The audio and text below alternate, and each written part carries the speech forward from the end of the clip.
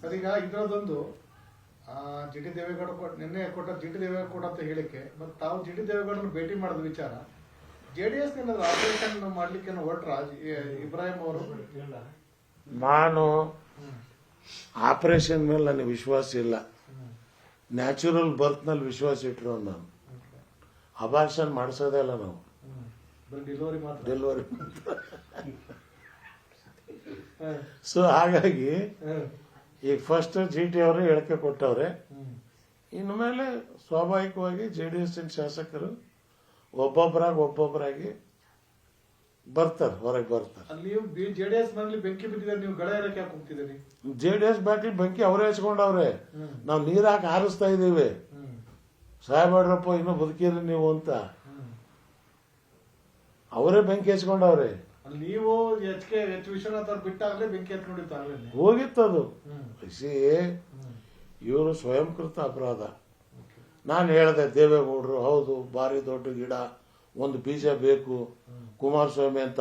ಇವ್ರು ಊರೆಲ್ಲ ಇವ್ರದ್ದೇ ಬೀಜ ಬಿತ್ತ ಇದ್ರೆ ಬೇರೆಯವ್ರ ಬೀಜ ಎಲ್ಲಿ ಬಿತ್ತದು?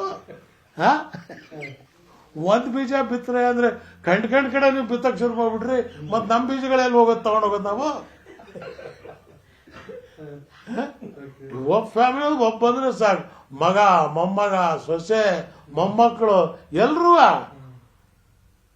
ಇನ್ ಚನ್ನಪಟ್ಟಣಕ್ಕೆ ತಗೊಂಬಂದ್ ನಿಖಿಲಿ ನಿಲ್ಲಿಸ್ಬೇಕಾಗಿತ್ತ ಪಾಪ ಹುಡುಗನ್ನ. ಗೊತ್ತಿತ್ತು ನಿಮಗೆ, ಯೋಗೀಶ್ವರ್ ಜನಾನುರಾಗಿದ್ದಾರೆ.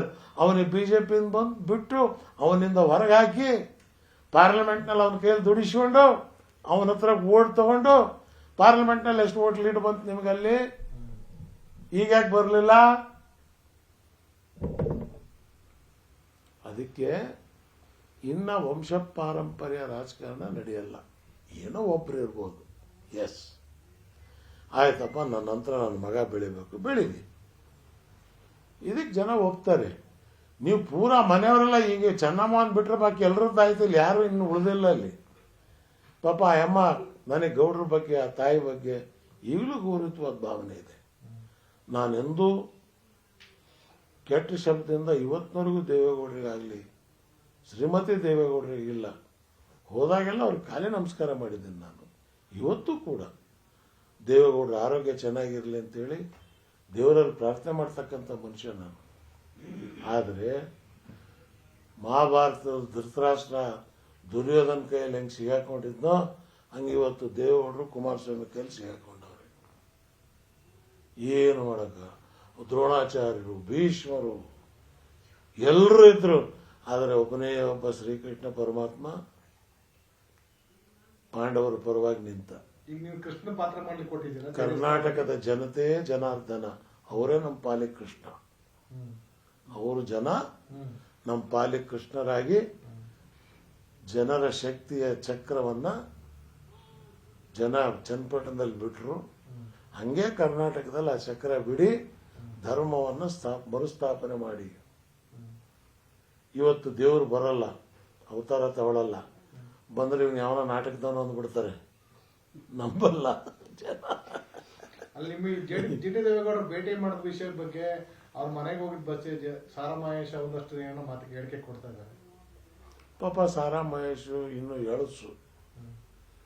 ಈ ಜಿ ಟಿ ದೇವೇಗೌಡರನ್ನ ಚೆನ್ನಾಗಿ ಇಟ್ಕೊಂಡಿದ್ರೆ ಅವ್ನು ಯಾವತ್ತೂ MLA ಆಗಿರ್ತಿದ್ದ. GTನ ಮುಗಿಸೋದಕ್ಕೆ ಸಾರಾ ಮಹೇಶ್ ಪ್ರಯತ್ನ ಪಟ್ಟ. ಕುಮಾರಸ್ವಾಮಿ ಜೊತೆಗೆ ಸೇರ್ಕೊಂಡು ಇವರನ್ನು ಪ್ರಯತ್ನ ಪಟ್ಟ. ಆಗಲೂ GTಗೆ ಮುಗಿಸಕ್ಕಾಗಿಲ್ಲ. GTನೂ ಗೆದ್ರು, ಪಕ್ಕದಲ್ಲಿ ಹುಣಸೂರು ತನ್ನ ಮಗನಿಗೂ ಗೆಲ್ಲಿಸಿಕೊಂಡ್ರು. ದೇವೇಗೌಡರ ನಂತರ ಒಕ್ಕಲಿಗರಲ್ಲಿ ಶಕ್ತಿ ಇರ್ತಕ್ಕಂಥ ನಾಯಕರು GT ದೇವೇಗೌಡರು. ಹಾಗಾಗಿ ಅವರದ್ದೇ ಆದಂಥ ಒಂದು ಗೌರವ ಇದೆ. ಅದಕ್ಕೆ ನಾನು ನಿನ್ನೆ ಅವ್ರ ಹುಟ್ಟದಬ್ಬಕ್ಕೆ ಅವ್ರ ಮನೆ ಹೋಗಿ, ಬೇರೆ ಯಾವ ಉದ್ದೇಶದಿಂದಲೂ ಹೋಗಿಲ್ಲ ನಾವು, ಅವ್ರಿಗೆ ಹೋಗಿ ಹಾರ ಹಾಕಿ ಅವ್ರ ಜೊತೆಲಿ ಕೂತು, ಅವರು ಧರ್ಮಪತ್ನಿ ಪಾಪ ಅನ್ನಪೂರ್ಣೇಶ್ವರಿ ಒಳ್ಳೆ ಮುದ್ದೆ ಉಪ್ಸಾರು ಮಟನ್ ಗಿಟನ್ ಇರಲಿಲ್ಲ, ಸಾಂಬಾರು, ಹುಡ್ದಬ್ಬ ಪೂಜೆ ಇತ್ತು, ಒಳ್ಳೆ ಊಟ, ಮಜ್ಜಿಗೆ ಮೊಸರು ಎಲ್ಲ ತಿಂದು ಸಂತೋಷದಿಂದ ನನ್ನ ಮೈಸೂರಿಂದ ವಾಪಸ್ ಬಂದೆ.